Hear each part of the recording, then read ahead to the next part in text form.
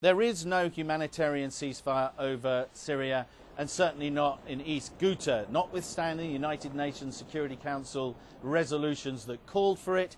They have been ignored. They've been ignored by, in particular, the Syrian government. Eyewitnesses are also alleging that the Russian aircraft may also have been involved in bombardment of East Ghouta from the air. There's also been reports of continued artillery attacks and indeed even reports of the use of chlorine gas and a number of injuries reported from that. This is a heavy gas that can get down into the underground bunkers that civilians are using to shelter from the onslaught that is coming both from artillery and from the air. There have been at least 24 dead reported by activists on the ground, but the Russians have come up with an offer of humanitarian pause in operations between 9 o'clock in the morning and 1400 hours. That's 2 o'clock local time. Now that is a 5-hour period in which they're saying the most severely injured could be evacuated into government-held territory. That is an opportunity that some of the most severe cases might well choose to take up,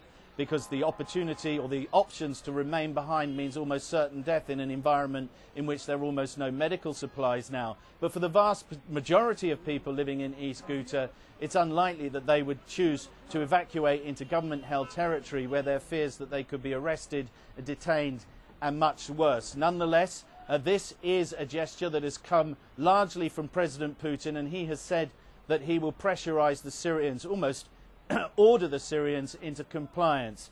But so far there has been no reports of any cessation in the violence, and just as that humanitarian corridor opportunity was being offered, there were indeed reports on the ground to CNN of continued bombing using helicopters and barrel bombs. Sam Kiley, CNN, Istanbul.